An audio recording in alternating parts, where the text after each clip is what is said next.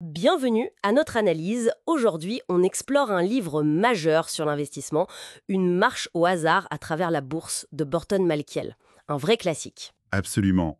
Un livre fondamental. Notre idée, c'est d'en tirer les leçons pratiques, basées sur décennies de recherche, pour mieux naviguer ces marchés financiers. Et de voir pourquoi Malkiel pense qu'une approche simple est souvent la meilleure. Préparez-vous, on va parler théorie, bulles spéculatives assez folles, et puis aussi psychologie.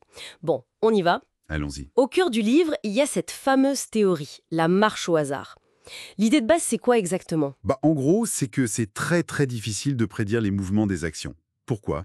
Parce que toute l'information disponible, elle est quasi instantanément intégrée dans les prix. Donc, essayer de battre le marché régulièrement. Ça relèverait plus de la chance que d'une réelle compétence, selon Malkiel. Du coup, sa solution, c'est assez pragmatique. Les fonds indiciels, j'imagine. Exactement.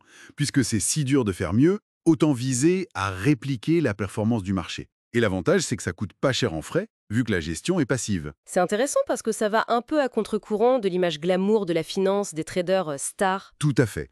Et ça nous amène à un point fascinant que Malkiel développe bien. Le choc entre deux grandes façons de voir la valeur d'une action. Ah oui? Lesquels? Alors d'un côté, on a la théorie de la base solide. Là, on essaie de trouver la valeur intrinsèque, la vraie valeur de l'entreprise. On regarde les dividendes, les bénéfices attendus, les actifs, les fondamentaux, quoi. Ok, chercher la substance. Et l'autre vision? C'est la théorie des châteaux en l'air, popularisée par Keynes d'ailleurs.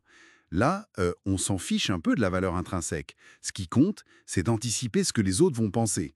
C'est donc la psychologie du marché qui prime. C'est ça. La valeur, c'est ce que le prochain acheteur sera prêt à payer. C'est une question d'optimisme collectif, de mode. On construit des châteaux un peu imaginaires. Et l'histoire donne raison à cette idée que la psychologie peut tout emporter. Je pense à la folie des tulipes en Hollande au XVIIe siècle. Ah, la tulipomanie, oui, un exemple parfait.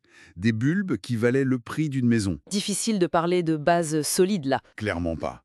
Ou un siècle plus tard, la bulle de la Compagnie des mers du Sud en Angleterre.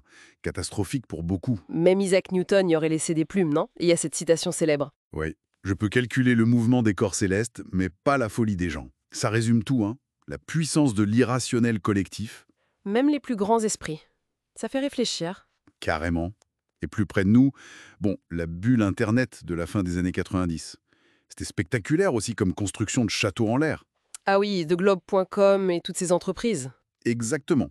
Des boîtes sans revenus, ou presque, sans profit, et l'action qui explose le jour de l'introduction en bourse. The Globe, de 9 dollars à 97 dollars en une journée. C'est dingue, complètement déconnecté de la réalité économique. Totalement. Et ça illustre bien ce que la finance comportementale nous apprend. Justement, comment on explique ces emballements, ces biais comportementaux? Il y en a plusieurs. L'excès de confiance, d'abord. On pense tous être plus malins que la moyenne. Et puis, le comportement grégaire. On fait comme tout le monde, on suit la foule. Même si la foule court vers le précipice. C'est l'idée. Notre propre psychologie peut nous jouer des tours en finance. On dit aussi qu'on a tendance à surréagir aux nouvelles, non? Et à mal gérer les gains et les pertes. C'est tout à fait ça. Il y a l'aversion aux pertes. On garde trop longtemps les actions qui baissent, en espérant se refaire. C'est douloureux de vendre à perte. Et à l'inverse, on vend trop vite les actions qui montent pour sécuriser un petit gain. Et on fait trop de transactions aussi, peut-être. Oui, souvent. Attiré par un bon tuyau, une mode, chaque transaction a un coût. Et au final, l'agitation coûte cher. Rester calme, c'est souvent mieux. D'accord. Alors, face à tout ça, l'imprévisibilité, nos propres biais, qu'est-ce que Malkiel nous conseille de faire concrètement? Des choses assez simples en fait, mais qui demandent de la discipline. D'abord, la diversification. C'est la base. Ne pas mettre tous ses œufs dans le même panier. L'exemple d'Enron est tragique là-dessus. Oui, les employés qui avaient toute leur épargne retraite en actions Enron.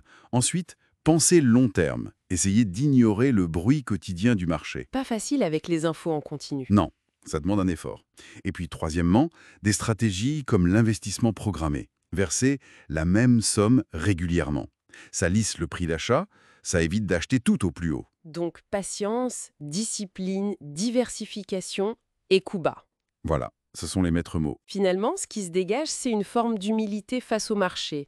Accepter qu'on ne peut pas tout prévoir, qu'on est faillible et qu'une stratégie simple, tenue sur la durée, Ouais. est souvent la plus efficace. Moins de génie, plus de tempérament peut-être. C'est une bonne façon de voir les choses. Et ça pose une dernière question peut-être. Dans ce monde noyé sous l'info, les gourous, les avis contradictoires, comment on fait pour trier, pour distinguer le signal du bruit et surtout pour tenir son cap sur le long terme sans craquer face aux émotions ou aux modes? Bonne question pour la route. Merci d'avoir décortiqué tout ça avec nous.